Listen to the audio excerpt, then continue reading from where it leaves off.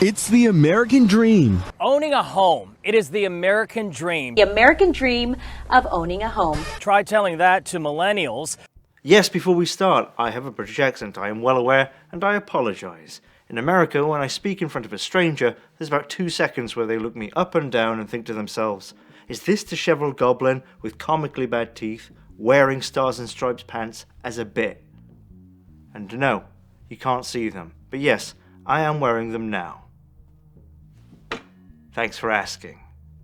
But I've lived in America for about 8 years, I guess. I don't know, it feels like fucking 80. I'm as assimilated as I'm going to get. I say we instead of you. I open a door for someone, they walk through and say thank you, and I go, uh-huh. Right, I'm basically one of you now. George Washington and, fucking tea, wasn't it? British. Once I was riding my bike and there was a guy laying face down, spread eagle, not moving, in the middle of the bike path. And I just rode around him.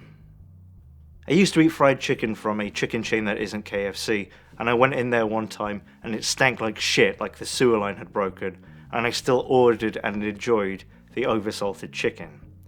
It's not there anymore because the company wanted the franchisee to make important repairs to the building, and she shut it down instead. And it's just another empty building on the side of the highway now. This very morning, I heard rapid-fire gunshots from just down the hill, like full-on suppressive fire, as fast as you can pull the trigger, and I didn't even look up from eating my Stranger Things Happy Meal in my fucking underpants. Living the dream. I go anywhere public, and I hear a British accent, I think, oh God. But maybe that's nothing to do with America. The middle class did emerge, the strongest in the world, the healthiest in the world, the most vital in the world, the wealthiest. At the time, and infant along ergonomics. So in the last couple of months, I've seen a lot of news segments that are all basically the same, along the lines of, owning a home is the American dream, but who can afford it? And I thought to myself, that's the American dream? Owning a home? There are people in Chad who own a home. People in fucking Huddersfield. A cursory glance of this very website that you are using now, in an act of self-abuse, shows very similar reports from 3 years ago, 6 years ago, 14 years ago. It's nothing new. Just like all of it. But the meaning behind the phrase has changed. As pointed out by, amongst anyone paying attention, this essay here on the website for George W. Bush Institute. Jesus, how young we were back then. But if James Trustow Adams didn't coin the phrase, he at least popularized it in 1931. 1931. A good year for everyone. And yeah, generally the idea is the original meaning was far deeper than just material wealth. National unity, social mobility, daisy-chaining love-in, segregation, military-industrial finance complex, Tuskegee trials. I'm not convinced even Trustow's definition didn't have an element of material aspiration, and why not? Why shouldn't people own motor cars or their own homes? Why not an electrically powered, airtight cooling box where you can keep food fresh and feverish children less feverish? Then and now, I reckon the American dream can be boiled down to freedom. Yeah, freedom. Maybe one day you'll have the freedom to buy a house without a man's signature, or be part of society. But also, the future is going to be better. Whether that means you actually get equality, or whether that means you can have 2 cars and go on vacations and laugh it up at your middle-class job. That's basically what it means. The future is going to be better. And if not for you, then for your little kiddies. They'll have it better. I bet. It's Christmas Day.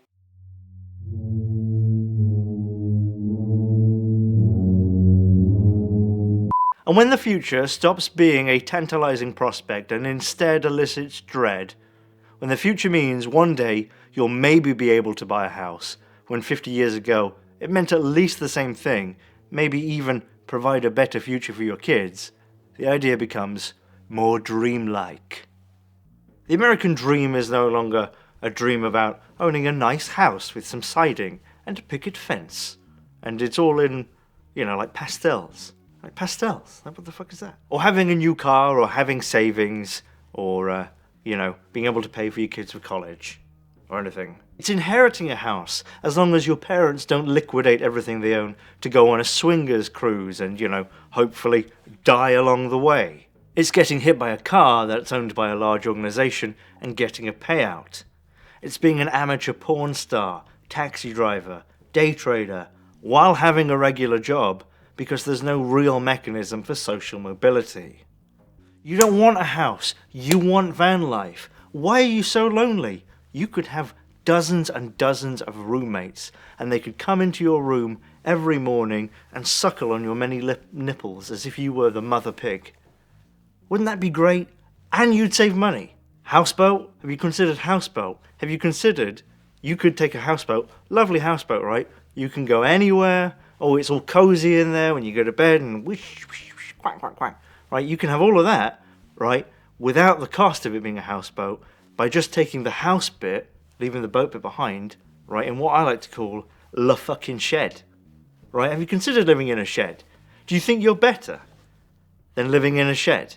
Because that's where you're going to fucking end up, is in that shed. Right? Now, can I get you John Hancock on the paperwork today? Cunt.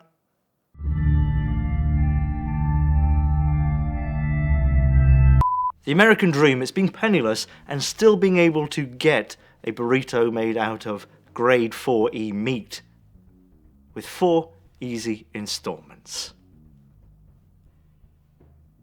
A burrito. Burrito. Burrito. The idea of taking possession of something and paying for it later is nothing new, and it does make sense for a lot of things. The mortgage, as the finance pros say, a car, your lung cancer treatment, your fake lips, your new brain. Programs like Layaway allow people to pay now over time and receive later. Want to buy little adroitus matching alabaster busts of Jared Leto and David Duke for Christmas? Set it aside today, pay a little every week. They'll be under the Christmas tree in no time. On Boxing Day, little Johnny will be making them fight. But the modern iteration of buy now, pay later has taken the form of apps like Klarna, where you can take the layaway counter everywhere you go and also get the thing you want now, not later. The stuff you can buy with BNPL has been quickly expanding. You can use it to buy food delivery, a burrito, groceries, as well as bigger ticket items, which is what it was originally intended for. As of October 2025, in the US, there are 91.5 million users of Buy Now Pay Later services, more than a third of the adult population. 22 million Americans are using pay later loans to eat. Not to eat out, but to buy groceries. Different services offer different terms, but typically the model for purchase of something with 4 installments doesn't charge the user, but rather the vendor. Longer installment plans often do charge steep interest fees, and people are charged for missing a payment. I'm rather left wondering if criticizing Buy Now Pay Later isn't a bit like blaming the lack of lifeboats on board as the reason for the Titanic sinking. Yes, BNPL is inherently predatory, but it is a symptom. Really, that's my point, I guess, if I have one, not sure. Just like when every other advert became for gambling apps. What the fuck are we doing? What's the stripper index doing? Dial 5. What's the stripper index doing? DEFCON 3, evacuating embassies. Not terrible. And you know things are good when you get vastly different estimates of the size of the BNPL industry. According to the Consumer Financial Protection Bureau, the rate of late payments was 7.8% in 2020, then 34% to 39% from 2023 to 2024, and 41 or 42% in 2025. As TechCrunch points out, most BNPL loans aren't reported to credit bureaus, so it's unclear how many people have multiple loans and how late payments rates relate to defaults. However, as of right now, BNPL loans are starting to show up on credit reports, so I guess we'll know soon enough whether or not there's a bubble, or how big the bubble is.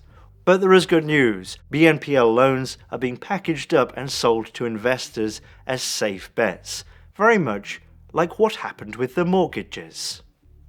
The BNPL market in the US is worth about $560 billion, with a projected growth rate of over 10% annually. I mean, maybe. Allianz has the global business-to-business BNPL market reaching 14 billion in transactions in 2023, whereas this report has global B2B BNPL payments expected to reach almost 200 billion in 2024. Business-to-business buy now, pay later loans. What could possibly go wrong? These contradictions are not dissimilar to the misreporting of oil reserves. How much oil is really in those tanks, and not just on paper, when sometimes refineries and holders sell oil but don't move it, when sometimes they do move it to different facilities and it ends up double counted, when they have a vested interest in appearing full to the brim at all times. How much gold is really in Fort Knox anyway? Is Subway just a front or something? I mean, they're always empty. Like, who eats there?